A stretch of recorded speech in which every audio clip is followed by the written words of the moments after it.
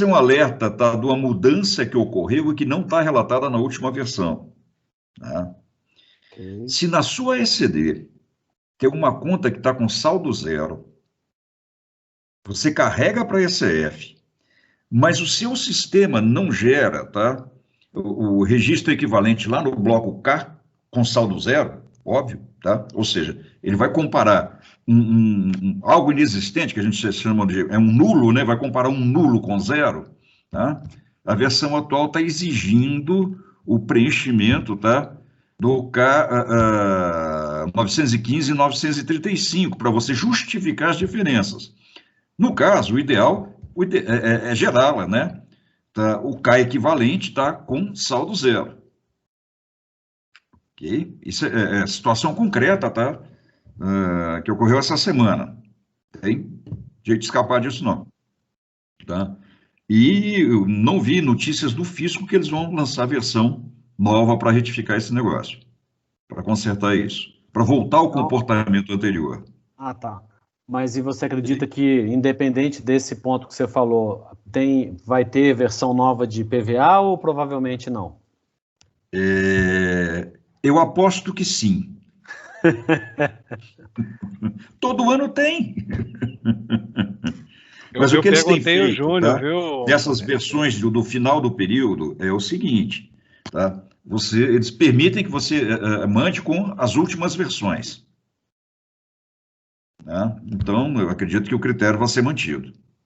Não vai obrigar a mandar na última. Pode mandar nas Não. penúltimas anteriores. Aí, vamos ver. Fala, Juninho. E é isso, Zé. Eu tô esperando dúvidas. Juninho, alguém... Eu fiz só uma... só ia comentar que a versão vigente, a 608, está ocorrendo em algumas máquinas, a gente até agora não entendeu o motivo, em algumas máquinas, provavelmente, talvez, versão de Java, a gente está querendo entender, tem um erro ocorrendo que o aplicativo não abre, você teria que abrir até por aquele ponto jar lá, que é o que aciona o Java direto e tal. Aí até comentei isso com o Júnior, já tem até uma resposta lá, já padrão. A gente tentou até seguir o protocolo que o pessoal comentou, mesmo assim não resolveu. Tem até um fórum no SPED Brasil, lá do Jorginho, que tem essa resposta, como é que é? A Gisele, né? Gislaine. A Gislaine, né? Conduziu Juninho, não isso pode lá. fazer propaganda do SPED Brasil Não, aqui, né? não. Não pode, Jorginho pode. E tem lá já uma resposta, a Gislaine. E aí, o que acontece? Até falei com o Júnior e perguntei se ia ter uma versão nova em relação a isso. E ele falou que não ia ter. Mas aí, desse ponto, até querendo corroborar com o Tonelli, é o seguinte, uma alternativa, Tonelli, para esse erro também, digamos assim, né, uma alternativa mesmo, uma corrigir, porque se a pessoa tiver no 608, ela pode corrigir. Outra coisa, cara, é deixar instalado na versão 608, né, você valida e você pode recuperar as cópias de segurança na 608 que você consegue transmitir. Isso é uma alternativa também, né, para você, porque você não transmite na 606, por exemplo, né, só transmite na Não 608. transmite. Tá? Então, você poderia fazer uma restauração de cópia de segurança também. Isso é uma situação que, se ficar crítica, né, digamos assim, se ficar uma situação muito crítica. Mas só aqui para nós, né, não posso falar para ninguém, né. Valida na anterior, tá certo. Sim, Cria a cópia de segurança, restaura na atual, ela vem validada, que se você tiver que validar de novo, foi. Isso, exatamente. Ela vem validada, né? Você assina e transmite, né? Então, essa é uma alternativa que poderia resolver. Mas, desculpa, só tentando ser Não, útil. é isso aí. Pessoal, alguém aí Essa quer informação, alguma os dúvida, pulinhos do gato, né? comentário aí da SF?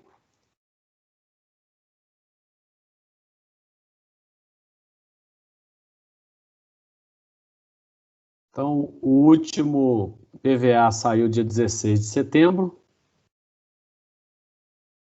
essas pequenas alterações e temos a possibilidade de sair outra até o dia 30, sem corrigir o ponto aí que o Tonelli falou aí do bloco K, beleza? Então, Tonelli, obrigado pela disponibilidade aí. Se alguém depois pensar em alguma coisa, tiver alguma dúvida, que não seja no dia 30, às 16 horas, será um prazer ajudar, né, Tonelli? Eu vou ficar aqui ativo, tá certo? Até 18, 18 e pouquinho, tá? 18 e 15. Se alguém quiser mandar, né? Tamo junto. Beleza, fechado.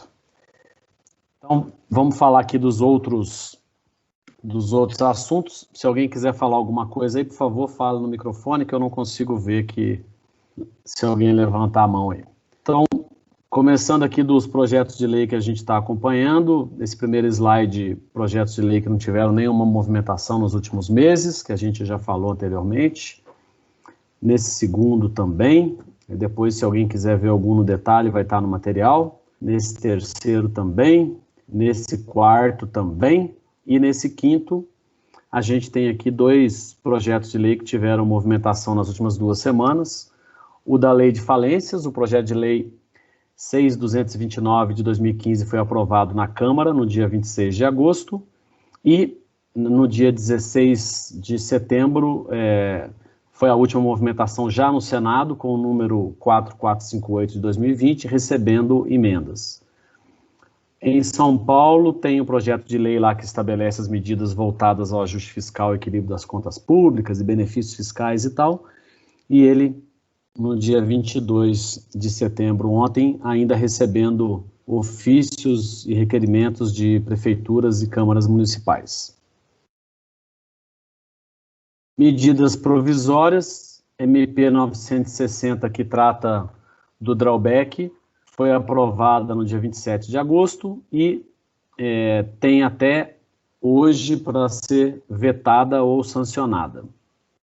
A MP 987, que a gente já falou aqui também, crédito presumido do IPI, ela ontem foi mais um dia que foi para ser apreciada, mas foi não apreciada no encerramento do dia, então deve ser avaliada aí novamente hoje, amanhã. A 973, que trata das zonas de processamento de exportação, foi aprovada ontem na Câmara e o Senado tem até amanhã para aprovar, para que não perca a eficácia e vá para a sanção. A MP 983, que trata do certificado digital, né, da criação das 2 assinaturas simples e avançada, que ficarão abaixo da qualificada, que é a do certificado digital, foi aprovado na Câmara 12 de agosto, no Senado 1 de setembro, e desde o dia 9 de setembro está para veto ou sanção presidencial, e o prazo é até sexta-feira para essa definição. Sobre reforma tributária, os projetos que estão lá no Congresso, então, o projeto 3887 do governo teve a apresentação de requerimento pedindo informação ao Ministério da Economia, o restante nenhum movimento, exceto o que a gente tem visto no noticiário, né? Então, as últimas notícias aqui a respeito, a divulgação de que a proposta do PL 3887 foi feita sem uma simulação dos impactos que essa mudança traria. Então, a equipe do Jota fez uma consulta às informações lá de acesso público e a resposta foi confirmativa de que não houve simulação dos impactos. Um quadro comparativo elaborado pelo nosso amigo Fábio Rodrigues, da CBS e da PIS/COFINS, está publicado lá no blog. O Fenacom fez um posicionamento, lançou um e-book falando da opinião dela em relação às propostas que estão em andamento. O Ministério da Economia participou de um debate com entidades municipais. A comissão mista tem feito reuniões semanais e numa delas foi com o presidente da Frente de Prefeitos, com outra foi com os especialistas. Aí tem a notícia aqui, tem um vídeo para quem quiser acompanhar depois. um grupo de especialistas com participação do Marcos Sintra, dentre outros, né, da FGV e do IDP, fizeram um estudo que comprova a opinião deles de que está no caminho errado. Então, quem quiser ver depois a notícia, o estudo detalhado também está publicado lá no blog.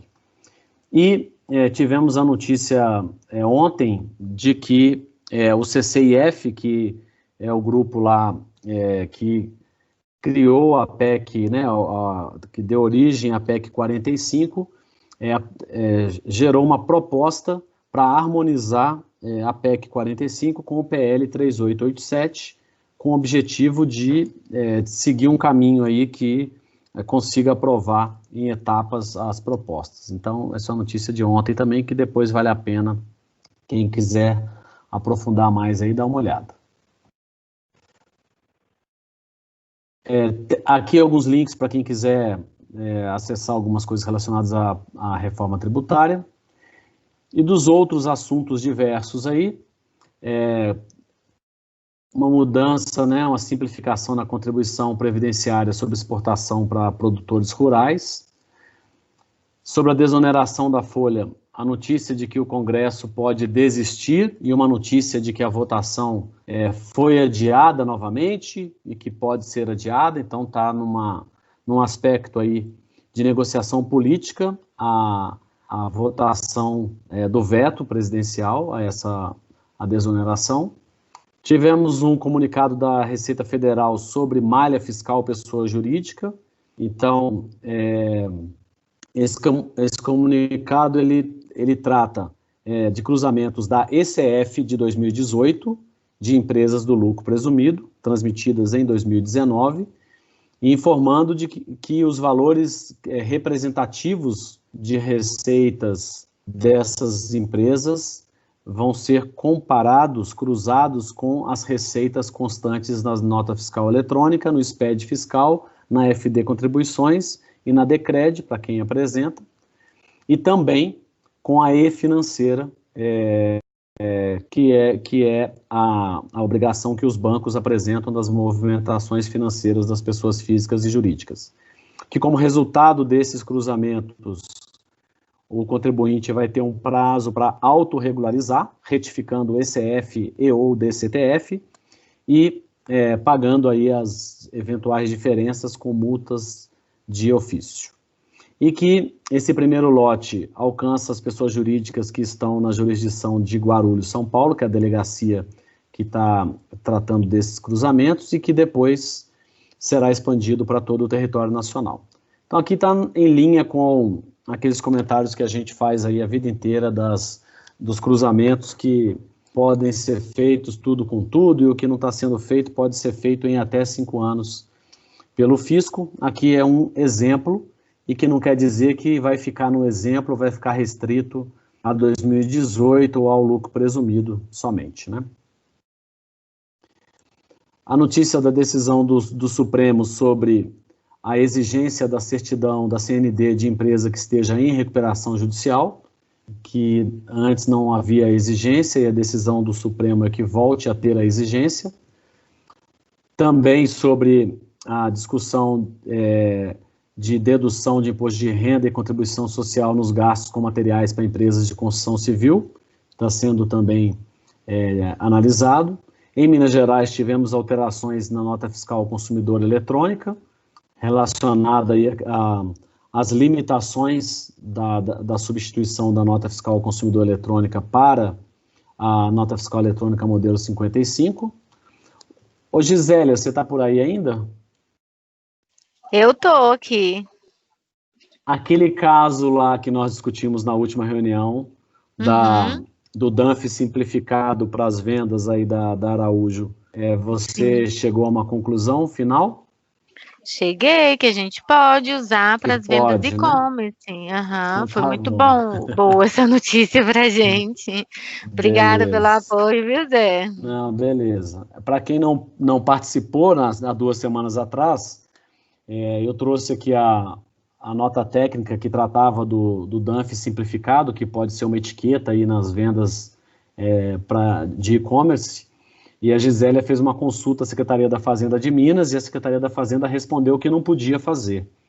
Aí a gente, com a ajuda do Álvaro Bahia do Encate, ajudou a Gisélia a refazer a pergunta, e ele também, com certeza, acionou lá o pessoal que interage lá com a fiscal eletrônica, e eles confirmaram de que pode fazer sim, e aí já é uma coisa bem útil aí para quem trabalha com e-commerce. Aí tem uma resposta à consulta de São Paulo sobre o Bloco K, simplesmente um atacadista perguntando se ele está obrigado a apresentar os registros K200 e K280, ele estava em dúvida, nada fora do que a gente já discutiu aqui, é uma situação normal de um atacadista que está obrigado e estava em dúvida se estava obrigado, e a resposta confirmou que ele está obrigado aos 2 registros. E uma coisa interessante também, nós falamos aqui há 2 semanas que houve a postergação do Bloco K para quem ia começar o completo em janeiro de 21, e também que aquela possibilidade de simplificação que foi pedida pelo Ceará. E mesmo com essa publicação, e a gente discutiu isso há 2 semanas, 2 empresas me procuraram preocupadas como que está o cenário do Bloco K pela obrigatoriedade a partir de janeiro. Então, não sabiam que tinha sido postergado para 2022 o Bloco K. Então, é tanta coisa que acontece ao mesmo tempo, né, que as empresas não conseguem acompanhar aí as mudanças, né? E também não participaram do GDE também, porque é a chance de ficar sabendo, até convidamos para que participassem hoje, mas não sei se vieram ou não. Tem uma alteração da Receita Federal com relação à contribuição previdenciária também sobre venda de produtor rural para comercial exportadora, que aconteceu também. A notícia que a gente também já trouxe aqui, alguém quer falar alguma coisa? Juninho, rapidinho, em relação ao K, a pergunta é a seguinte, tem gente que, eu também tenho dúvida, assim, tem gente que pergunta o fato de ter sido publicado em CONFAS, um convênio, a questão de prorrogação para 22, não tem uma convalidação do Estado, dos Estados? Como é que funciona isso? Eu ainda não tenho uma certeza que se isso valeria para todos, sabe? Essa é uma dúvida.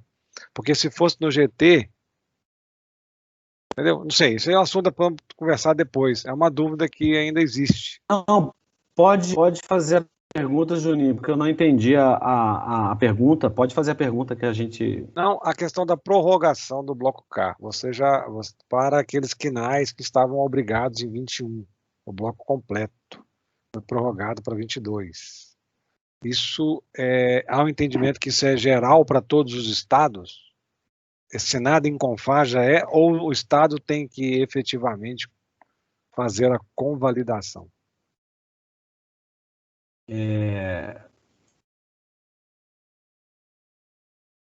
Slide aqui, porque aí para eu responder para quem não viu, sabendo o que mudou, né? Só um minutinho.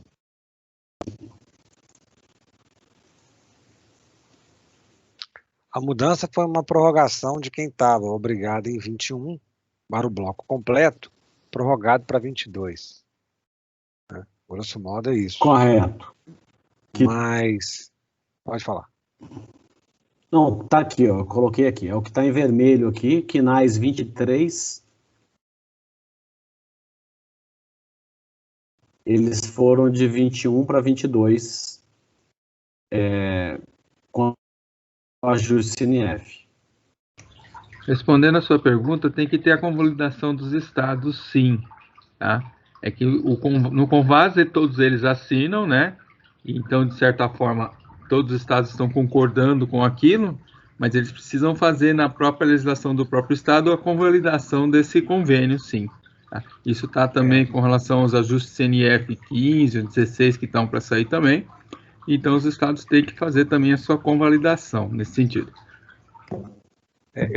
Obrigado, Ivan. Eu tenho essa dúvida, ficou essa dúvida nesse sentido, sabe? A gente sempre quando o ajuste é publicado, a gente já entende que se algum estado não concordar, por exemplo, até viria lá talvez um parágrafo único, por exemplo, dizendo que isso não se aplica ao estado tal, tal, tal, tal. Mas houve um ruído nesse sentido, de que haveria o estado deveria concordar, sabe?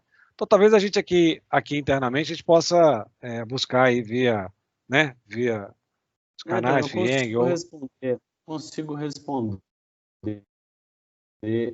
Porque foram duas alterações. Essa aqui em vermelho. E essa alteração, ela vale para todos os estados. Ela não é opcional. E aí, mais ou menos para colocar no seu regulamento, é o combinado entre eles e está valendo todos como as outras datas aqui. A gente não teve, nesses trocentos anos aí de ajuste CNF, prorrogação, nenhum caso que um estado tenha ficado fora desse contexto aqui de obrigatoriedade. Então, eu não vejo dúvida, acho que é mera formalidade. Mas tem um outro ponto, que é o ponto dos atacadistas. Esse ponto é o ponto que que depende do estado se manifestar. Então, é esse aqui, ó. É a possibilidade, eu separei porque eu coloquei em função da decorrência das notícias que eu trouxe desde junho, do que o Ceará estava pedindo ao CONFAS essa simplificação. Então, desde junho, o Ceará anunciou que ia e aí saiu outro. E em setembro, esse ajuste CNF fez aquela prorrogação. Vocês estão me ouvindo? Está dando um ruidinho. Tá bom, é porque começou uma chuva forte aqui, eu acho que está impactando na qualidade aqui da internet. Então, para estabelecimentos atacadistas 462 a 469, a critério de cada unidade poderão ser exigidos os saldos dos estoques ao final de cada mês escriturados no registro H, ao invés do K200 e K280. Ok? No seu entendimento, então o ajuste CNF é seguindo aquela risca que a gente já vem. Publicou o ajuste CNF, já vale, né? Já é acordo GT, por exemplo. Sim, aquela posição lá do KNAI por um ano, para mim, é fato. A Flávia quer falar, eu já vou deixar você falar, Flávia. E esse outro ponto, cada estado vai legislar, e a gente sabe que o primeiro que vai legislar é o Ceará, porque foi ele que levantou a demanda. Diga, Flávia, da FIENG, quer falar.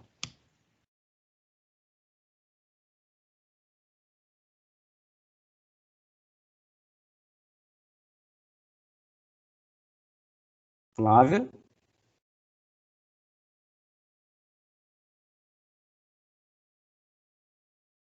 Vocês estão me ouvindo? Sim. Então, a Flávia que levantou a mão, mas não está conseguindo falar. Então, na hora que ela conseguir, eu vou concluir aqui, então. Eu estava falando da lei das SAs, então a gente já falou em reuniões anteriores. Flávia disse que o microfone está com problema. Flavinha, se você quiser escrever aí, eu refaço aqui alguma pergunta ou contribuição sua, tá? Deixa o Zé continuar ali, depois eu interrompo.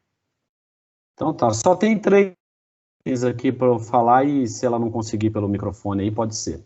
Então, lei das SAs, a gente já falou em outras reuniões que tem umas mudanças que o IASB está fazendo globalmente, que refletem no Brasil, inclusive estão em consulta pública até o final desse mês. O sistema da RAIS foi atualizado esse mês, e sobre a da MEF, é o último item aqui, em função da indisponibilidade, uma perspectiva de ser postergada para 15 ou 30 de outubro, inclusive a FIENG está também pleiteando isso, né, como outras empresas. E teve uma live ontem pelo Instagram, que tem um link aqui, depois se alguém quiser ver, que o Luciano Silva, lá, coordenador de divisão do VAF, esclarecendo algumas dúvidas a respeito e usando um exemplo que tem lá no CIARE informações, né, porque a maioria não está vendo nada na hora que entra lá. Pois é muito ruim que tá isso, né? Muito. Eles falaram, vai acompanhando aí que vai liberar. Que absurdo isso, gente. Eu tenho que ficar olhando 260 lojas ver se liberou alguma coisa. Pois é, eu também todos os feedbacks que eu estou recebendo não consegue ver ou que tem inconsistências que não E conseguem assim, e tá tão ruim que, igual, as prefeituras estão mandando e-mail pra gente falando assim, vocês já estão conseguindo visualizar? Aí a gente tem que olhar e mandar para a prefeitura. Não, ainda não, olha aí, ó. Muito ruim isso Exatamente. aí, nossa. Então, a gente vai continuar monitorando aqui. Se nós tivermos notícias, a gente informa vocês. E à medida, seja notícia de prorrogação, que está funcionando e tal.